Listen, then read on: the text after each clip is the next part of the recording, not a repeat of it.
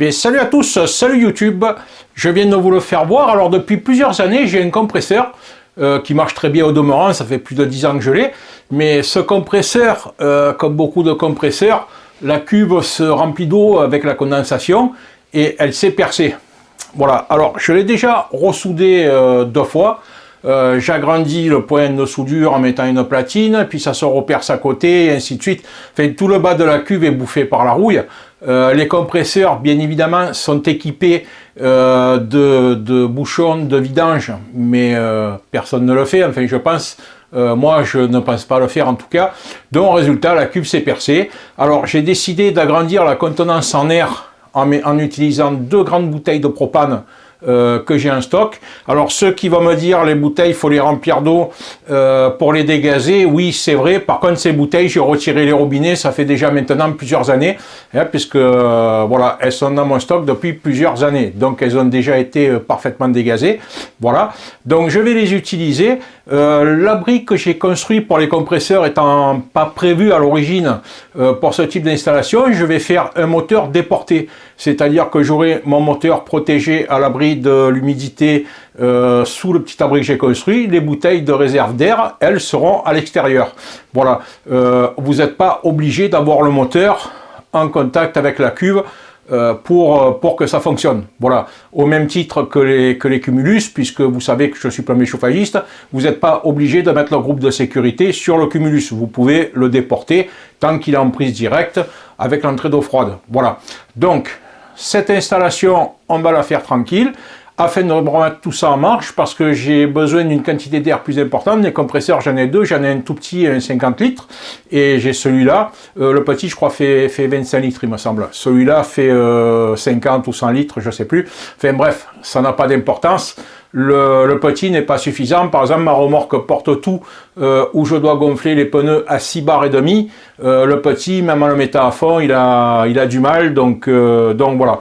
Alors dans l'installation que j'ai prévue au départ dans la construction du cabanon, je vous ai fait voir que j'ai mis 2 prises de courant branchées sur des interrupteurs, ce qui me permet pour gonfler l'installation plus rapidement, parce que vous allez me dire en mettant 2 grandes bouteilles de propane ça va être beaucoup plus long à se remplir. Oui c'est vrai, mais à ce moment là je peux activer les 2 compresseurs en même temps.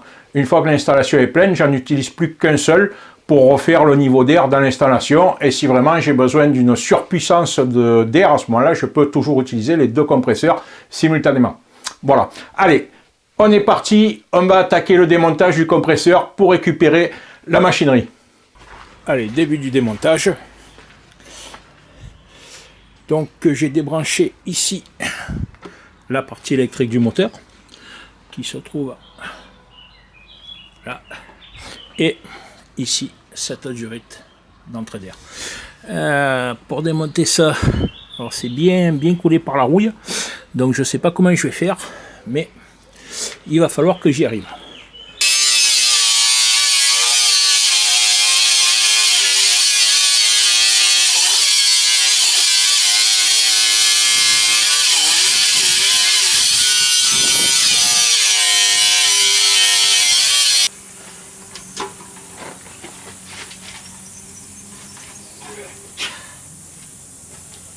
Voilà, ici j'ai retiré toute la partie mécanique sur son sabot, donc c'est le but de la manœuvre, conserver le sabot pour le reposer sur un châssis, tout simplement. Voilà, rien de bien compliqué. Donc on voit ici la cuve qui s'est percée, donc ici, qui ensuite s'est percée ici, ça s'est repercé, et tout le dessous est très mal en point. Donc voilà, la solution, déchetterie, et on repart sur du neuf. Donc c'était une cuve de 100 litres. Pour accorder les bouteilles de propane, je vais employer ici des mamelons réducteurs. Donc je suis en 15-21 de ce côté et 12-17 de celui-là. 12-17 ça suffit parce que je vais repartir avec du matériel que j'ai déjà, comme des GCU, en 12-17-16 à sertir, hein, puisque je vais faire l'installation en multicouche. Alors le filetage des bouteilles, je ne sais pas en quoi il est, en quel diamètre il est. Ça correspond à du 15-21, mais c'est pas vraiment du 15-21. C'est un chouïa plus grand. Alors je suis obligé, au lieu ici de faire un joint au téflon, je vais faire un joint à la filasse pour avoir une plus grande épaisseur et une meilleure étanchéité. Si vraiment ça n'allait pas, au final, bon, c'est quand même que de l'air comprimé, hein, il n'y a rien de dangereux. Donc si au final ça venait à fuir malgré tout, je serais obligé de souder une pièce sur le filetage, une pièce métallique pour pouvoir repartir d'un filetage standard qui correspond. Alors les robinets de bouteilles de propane ont un bas de filetage qui semble conique. Je ne sais pas pourquoi, il y a sûrement une raison à ça, le fabricant ne le précise pas et j'ai pas trouvé la taille du filetage. Allez, donc je vais vous faire voir comment on fait un joint à la filasse fait par un plombier professionnel. Donc d'abord, il faut canneler le filetage ici pour que la filasse ne glisse pas autour au moment où on va visser. Donc pour ça, les plombiers le savent, une becquerot et ici, voilà, on entaille le filet. Alors il faut juste entailler le filet, hein, faut pas le massacrer. Donc voilà, hop, on fait ça tout autour. Alors moi je suis un plombier des années 85-90, hein, c'est là où j'ai appris le métier, donc je travaille encore à l'ancienne malgré qu'on soit en 2024. Il y a des nouvelles techniques que je n'utilise pas, je suis toujours moi sur ma becquerot et autres. Voilà. La filasse, vous la tirez de n'importe où. Alors on prend ce qu'il faut en filasse, voilà. Et là, on part et on tend bien et on charge le filet. Alors quand je dis on charge le filet, je charge, vous avez compris que c'est pour compenser la différence entre le filetage de la bouteille et celui du mamelon qui est en 15-21, hein, qui lui est standard, hein. Donc je mets une forte épaisseur de filasse, sinon sur ce type de mamelon, faire un joint au téflon, ça suffirait.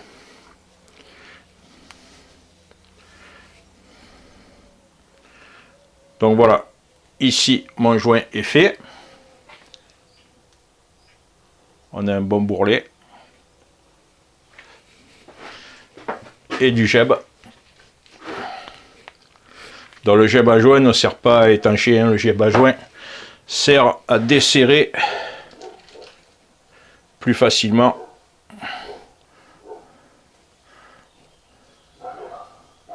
si cette installation reste plusieurs années. Et si tout se passe bien, ben maintenant je peux repartir d'un GCU standard.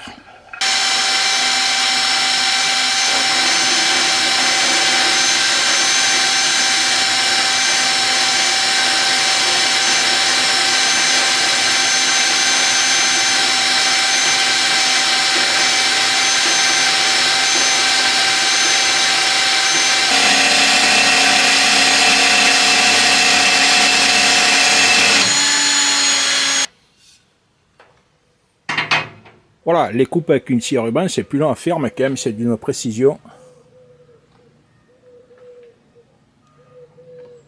Voilà, meilleur qu'avec une scie à onglet, hein.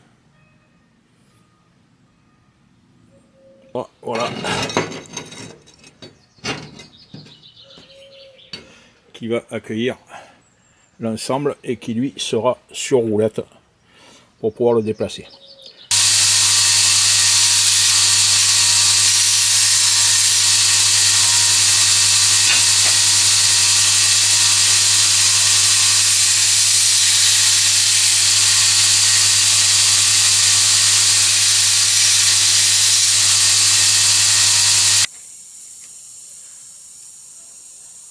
« 55 piles. »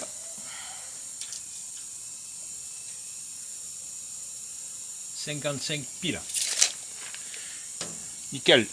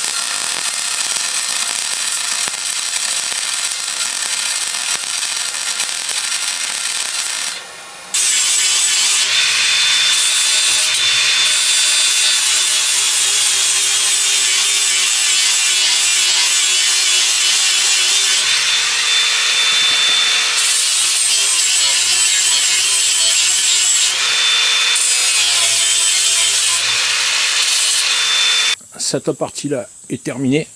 Les roues sont soudées.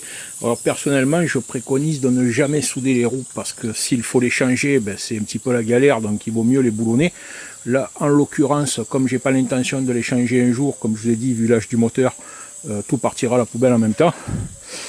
Petite subtilité, donc les roues étant trop grosses, j'ai décalé celle-ci par rapport à celle-là. Lors de manœuvres un petit peu bâtardes, les roues sont amenées souvent à se croiser. Et là, donc comme elles se touchaient, ça posait problème. Maintenant, elles ne se touchent plus. Voilà. Et ça ne nuit en rien. Voilà. À la stabilité de l'ensemble. Alors même si les roues vont toujours dans la même direction, vous pouvez, lorsque vous allez serrer le frein, les décaler, vous voyez, les décaler de cette manière, et puis peut-être, vous voyez, hop, dans une manœuvre, elles peuvent se croiser, donc elles se seraient touchées, ça aurait été chiant. Bon, bref, je les ai décalées, comme ça j'ai plus de soucis. Voilà. Allez, il n'y a plus qu'à poser le moteur dessus, et on continue. Et voilà, ça roule là. D'ailleurs, on dirait que c'est devenu un mini compresseur, vu qu'il n'y a plus la cuve. Voilà. Hop.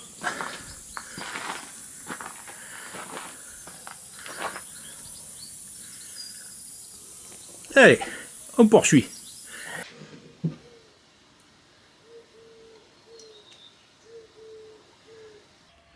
Voilà, l'ensemble est remonté, sauf cette partie-là. Il faut que je redémonte le raccord pour pouvoir mettre le raccord de démarrage en dessous.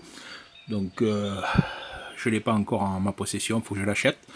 Voilà, sinon tout le reste est remonté et le groupe est prêt à fonctionner. Ici, je viens de mettre en place donc, les deux bouteilles d'air. Donc, ils vont servir de réserve, hein, bien évidemment. Là, je les ai fixés avec une chaîne pour pas que ça bouge. Je raccorderai le tout avec des flexibles pour les vibrations. En Duritavia de cette manière-là. Vous voyez. Voilà. Et ici, donc j'ai la place pour mettre le moteur. Et les bouteilles d'air seront à l'extérieur. Allez, on se retrouve quand c'est terminé. Le compresseur est remonté. Donc ici, j'ai mis en place la valve. Remonter ça. J'ai donc raccordé le tuyau de sortie avec des tuyaux d'alimentation d'eau. Hein. Ça tient très bien pour l'hydraulique. Je l'ai refixé ici sur le châssis. Et pareil pour l'avant, donc j'ai refixé l'appareillage ici et là. Hop. Je sors avec un coude et j'ai remis une gaine. Là on est sur des gaines en 12-17. Hein. Donc c'est pas la peine de mettre des raccords plus gros hein, que le 12-17. Ne vous prenez pas la tête. Tout simplement parce que la sortie ici en alimentation originelle de la cuve du compresseur est en 12-17. Ça sert donc à rien de mettre du tube beaucoup plus gros. En fait, si vous mettez du tube beaucoup plus gros, tout ce que vous allez faire, c'est augmenter votre capacité en air, tout simplement.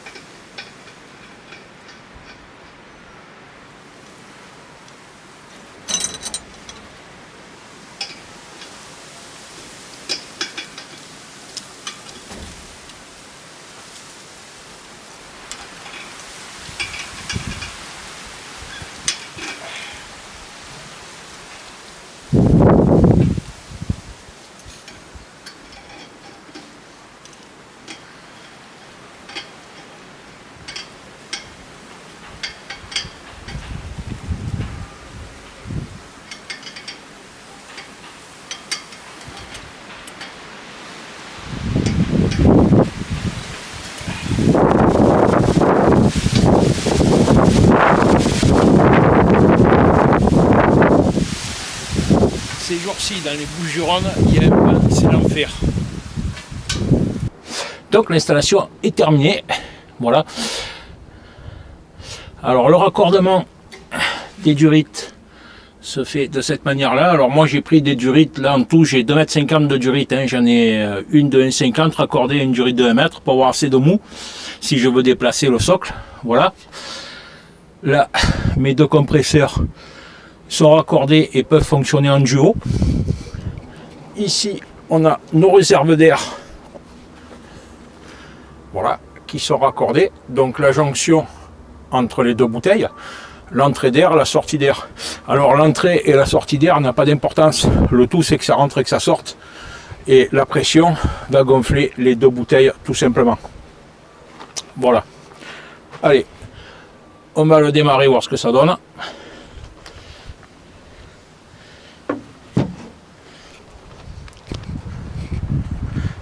Donc je les ai branchés moi sur un interrupteur.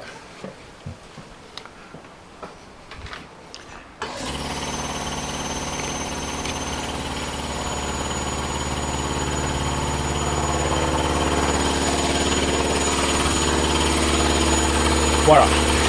Donc vous voyez, le compresseur n'a pas besoin d'être sur le cylindre hein, pour fonctionner, sur la réserve d'air.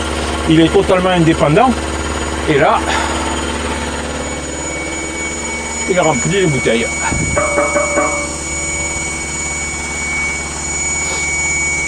Le temps que tout se mette en place, j'espère que j'aurai pas de fuite à ce niveau-là. On verra lorsque ça sera en pression. Alors bien sûr, le remplissage, on va laisser tourner.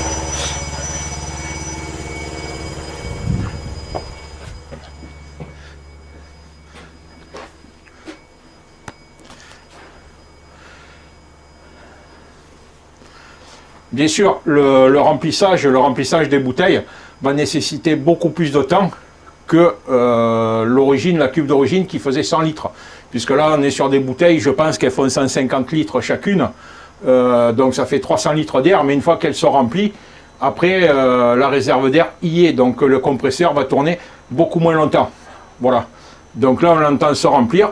J'ai la possibilité donc de mettre le deuxième compresseur pour amorcer l'installation plus vite. Voilà, là j'ai les deux compresseurs qui tournent.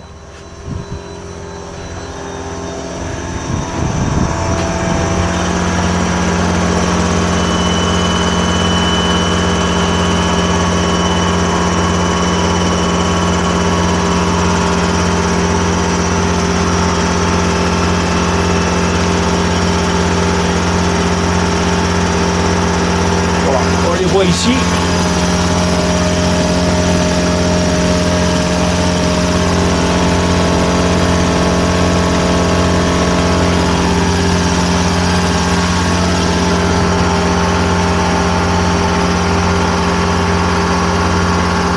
Voilà. Donc on va attendre que ça s'arrête. En plus de la réserve, en fait, ce qui compte sur un compresseur, c'est pas la quantité d'air que vous avez, c'est la quantité d'air que le moteur peut générer, enfin que le compresseur peut générer. Parce que le petit que j'ai, que vous avez vu, qui est un 50 litres, il marche très bien. Donc on peut régler le mano jusqu'à une pression de 8 à 10 bars. Mais pourtant, lorsque je gonfle les pneus, hop,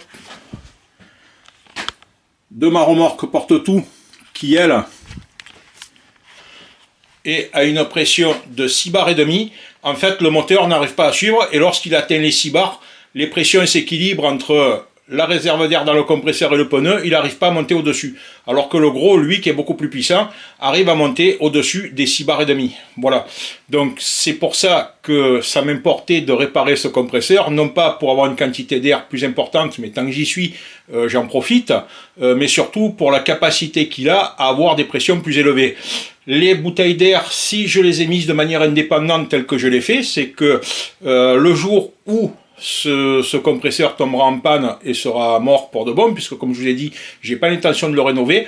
À ce moment-là, je pourrai en racheter un, mais je l'accouplerai à ces bouteilles d'air, c'est-à-dire que je continuerai d'avoir une très grande capacité d'air malgré tout, quelle que soit la puissance du compresseur à venir. Donc le but était de continuer à les faire fonctionner jusqu'à la fin de leur vie, Pour ça, vous avez vu qu'il n'est pas nécessaire d'avoir une cuve accrochée au compresseur lui-même. Le moteur fonctionne de manière indépendante si des fois vous ne le saviez pas. L'utilisation de raccords flexibles permet de déplacer le moteur dans l'habitacle où je l'ai mis en place plutôt que de faire une installation fixe, et si un jour je veux le déplacer ailleurs, c'est faisable aussi. Les bouteilles ont une contenance, je dirais, de 150 litres chacune, puisqu'à vue d'œil, elles représentent 3 fois la cuve d'origine. Ça fait donc 300 litres d'air, plus la cuve du petit compresseur qui lui-même fait 50 litres. Parce qu'en fait, lorsque j'utilise que le gros, ça remplit également la cuve du petit, même si le moteur n'est pas en route. Étant donné que d'origine, il ne monte pas de clapet anti-retour, donc l'air circule dans les deux sens. Voilà. Donc le but était là, ça fonctionne maintenant parfaitement. Je vais pouvoir à nouveau utiliser en toute quiétude de l'air comprimé en haute pression, ce qui est super. Voilà. Donc si vous voulez d'autres renseignements, pas de souci, n'hésitez pas à laisser un message sur la chaîne.